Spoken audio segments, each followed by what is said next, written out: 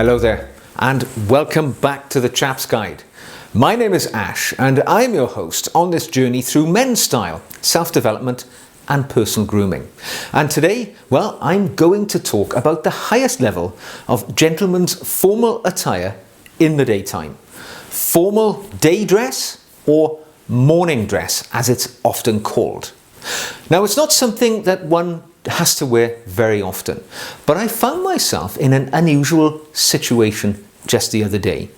Some 2 years ago now, actually, I was selected for an award in this country, in the UK, and that necessitated going to a royal residence to receive my award from a member of the royal family. So it's quite a shocking and unusual situation to find yourself pondering, what do I wear in a royal audience? Well, fortunately, our friends in the royal family, the royal household, understand not everybody will know what to wear. So, if I just reach to one side, they send us a dress code of what we have to wear.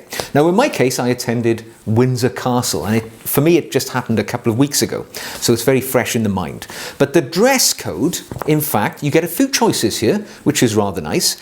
For a lady, it's nice and easy, a day dress with a hat, so, not too bad. For a gentleman, there are a few more options.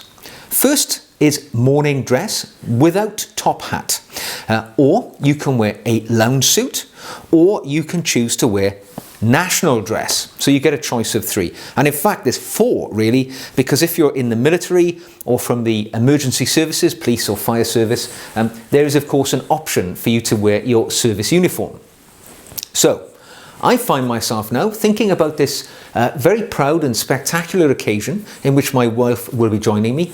Which of those three options should I choose? Well, right now I have no uniform. I don't work for any uniformed organisation, so I can put that to one side. Don't worry about that. The lounge suit. I think to myself, well, I wear a lounge suit sometimes 1 or 2 days a week, maybe more. So a lounge suit for me is part of my normal attire. It wouldn't render the gravitas that I was really looking for this very special occasion. So I'm left with two. National dress being one of those two. Now, national dress, although it's commonly thought of in the UK, the most stylistic national dress, which I imagine you're thinking about right now, is that of a Scotsman. Of course, wearing a kilt with the accoutrements which go with the Highland dress. But the reality is, I'm Welsh, right? So I'm Welsh by birth, and as a result, I'm a Celt as well, same as the Scots. And it's not uncommon for Welsh people to wear a kilt with the tartan reflecting one of the Celtic clans of Wales. And very much so, my clan is Jones, a very Welsh name, would have a tartan that I could have worn if I was to select a kilt, but in reality, the vast majority of people associate the kilt with the Scottish Celts, and as a result, I discounted that straight away. So that leaves me with good old, and you can guess what I went for, morning dress, or formal day dress, as it's often called. So I'm going to tell you about my journey into owning this set of formal day dress, what it actually incorporates, what are the individual parts, and why I took this choice. Well, as I often do, let's look at the origin story of the items that we're wearing so we understand the heritage and we can, really buy into what we're wearing. Because if we understand the heritage of our clothing, then we can really wear it with pride and with distinction. So formal day dress, as it's called, or morning dress, has been around for quite a lot of time. It's been around since the 19th century, and originally it got its name and its shape and format because gentlemen, well-to-do gentlemen of that era, would go out for a ride on their horse in the morning. And of course, to ride a horse, you need a jacket which is cut away, as you can see this is, towards the back. So it makes it nice and easy to clamber up onto your horse and then ride without your jacket, fouling the saddle area or whatever.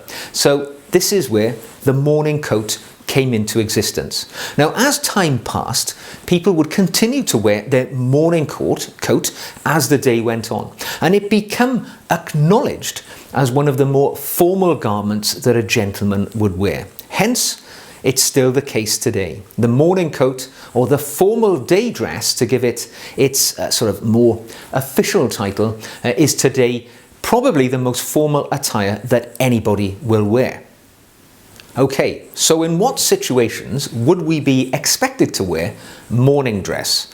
Well, in keeping with its title of formal day dress, it is for the most formal events and occasions that a gentleman would seek out his formal day dress to make sure he really looks the part. Now, such as myself, going to an investiture at Windsor Castle and an audience with royalty, that's the perfect situation for morning dress, and it's suggested by Buckingham Palace as the standard way that you should dress. However, I would guess that the most common situations where people wear morning dress in the modern era is to a wedding. Either if you're the groom, the best man, or even a well-dressed, invitee to the wedding. Because that's typically where you would see people wearing morning dress today. However, there are also those other events, such as the classic horse racing festivals like Ascot, where gentlemen will don their morning dress with a top hat as well. So you go for the full hit if you're going to one of those classic festivals. Or maybe other very formal civic events, or church services, such as, for instance, the swearing in of a new archbishop. It would be appropriate for a gentleman perhaps to wear morning dress. So very, very smart, very formal occasions, and hence the dress code is rather chiseled in stone, which in a way makes it rather easy for the well-dressed gent, because you don't have to put a great deal of thought into it, but there are a few little nuances there that allow you to express your personality in a few little areas. Okay then, so what are the component parts which make up our formal day dress or morning dress?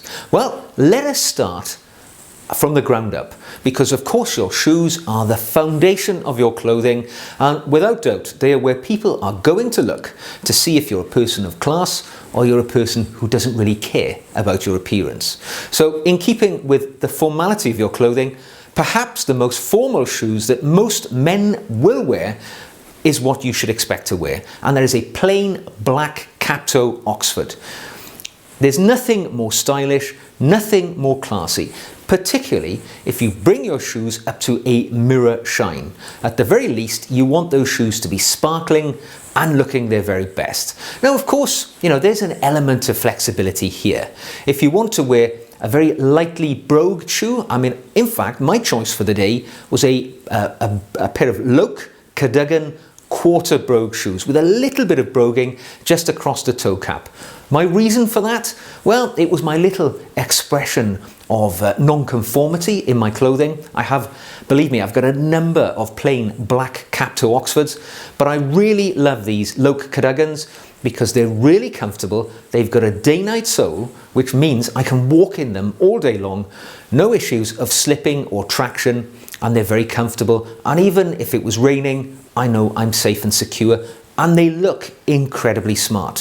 So they were my choice. But ordinarily, any black cap-toe Oxford brought up to a mirror shine is perfect.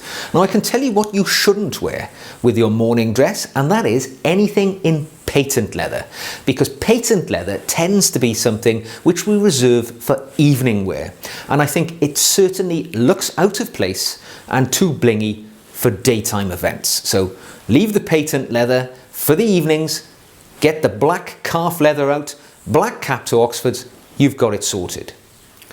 Now, as we move up the body, it becomes quite formulaic. It becomes almost like that standard uniform which all the gentlemen will be wearing. And the trousers are important, even though they seem rather plain, because they frame the sort of signature piece of the outfit, which is the morning coat. Now, the trousers traditionally would either be light grey or in a grey striped pattern. And as I say, I like the stripe pattern because it's sort of, those stripes elongate the body, make you look somewhat taller, somewhat more distinguished. So I went for those. There is an option, you can either go for pleated or flat fronted I've got both pairs of trousers in my personal collection. I went for a pleated because it's quite, I think it's quite classy. So moving up the body, next to the skin, as you can imagine, a white shirt with French cuffs will be the choice. And the French cuffs, of course, allow you that option of a little bit of self-expression. And as it was Remembrance Week on my attendance in Windsor Castle, I opted for poppy cufflinks. So something, just little relevances to the event and my own personality. This particular shirt I chose was just a Dunhill shirt from my collection, been there for years, lovely, comfortable, I know fitted perfectly with a standard collar, French cuffs, sorted. Next to the shirt, the waistcoat. And there is some element of choice within your waistcoat. For quite a formal event, such as the one I went to, I opted for a black single-breasted waistcoat. Can't argue with that, it fits in with the other items perfectly, and it's ideal. However, whilst I was at the castle, I noticed a number of the other gentlemen had allowed their sort of characters to come out. Some were wearing double-breasted waistcoats in light pastel colours, you know, fawns or duck egg blue. They look great. I typically have seen that style of waistcoat more commonly seen in perhaps the more frivolous events such as Royal Ascot and things like that. But I think either works fine. It's all about, you know, looking your best and expressing a little bit of your personality. But then, of course, we come to the signature item, which is, of course, the morning coat. Now, the morning coat, it can be black, it can be a dark grey in colour. I've seen light grey in colour, but they tend to be reserved for things such as weddings. But the black one, you can't go far wrong. You've got it sorted. And there you have your standard morning dress or formal day dress. You can go to any event dressed like this, or even if you decide to take an alternative career as a butler, a footman or a valet, you've got it sorted. Wear a black tie, you're the ultimate undertaker. You know, you're pretty well covered when you own a set of clothing like this. Now, you do have a few little opportunities to express your personality. Like I said, I wore a quarter brogue as my shoes of the day. I wore the cufflinks of my choice. I wore a watch of my choice. And what watch did I wear on that day? The same as I'm wearing today. My favourite, my Rolex Datejust 36mm with a blue face. My favourite wristwatch. And of course, in one's pocket, you have the choice of a pocket square. And in this occasion, I'm wearing quite simply a white pocket square with polka dots because it's got a nice contrast with the dark colours of the jacket. And there you have it. And I have to say, my day in Windsor Castle went wonderfully. I met the Prince of Wales, who bestowed upon me the insignia of the national honour I was receiving. And I felt like $1 million. And part of that was feeling that I was dressed appropriately, correctly, and smartly. And I noticed that most of the other gentlemen who were also at the investiture were all dressed the same in morning dress. And it looks so smart to see a collection of gentlemen all dressed in their formal day dress finery. It was superb to see. Okay, so I know what you're thinking. It's all well and good dressing up like this, but who on earth has a full set of morning dress in their wardrobe ready for just such an occasion? Well, you're right. I mean, I guess nobody does. I do, but I'm a weirdo. We all know that. But what would you do if you get the invitation to an event like that and you need to get all dressed up? Well, you do what most people do. They make their way down to the gentlemen's outfitters in your nearest town or city, and you'll find these places that rent out just such garments, typically for weddings, Royal Ascot and things like that, where you can set yourself up in a set of kit. You can rent it for the week and there you go. You wear it, you hand it back, everybody's happy. Now, that sounds all well and good, but do you know what? A number of years ago, I found myself being called forward for another investiture in 2016. And I thought to myself at the time, how am I going to cost effectively deck myself out with morning dress? How can I do it? Because I've always had a profound interest in, dressing smartly. And what did I do? I went to our good friend eBay, where I found that many of the gentlemen's outfitters which rent out clothing, they also liquidate their no longer necessary clothing via shops on eBay, because once they've rented out a jacket, say 10 times, they need to keep their stock at the very highest level of maintenance and appearance. So things which have got just one or two wears, they'll sell off and buy another one in. There's a very high profit margin in the renting of these clothing. So they only have to rent them once or twice, they've made their money back, then they sell them on and they get new stuff in. So they're always handing out pristine, almost new clothing to people who are renting from them. And they sell these old ones off. So sure enough, I goes online and I find myself a morning coat for under, I think it was £45. Tentatively, I purchased it, it arrived, and by absolute chance, it fitted perfectly. Absolutely no need for any tailoring whatsoever. A perfect fit, as you can see. Absolutely perfect in the length of the arms, the body, everything.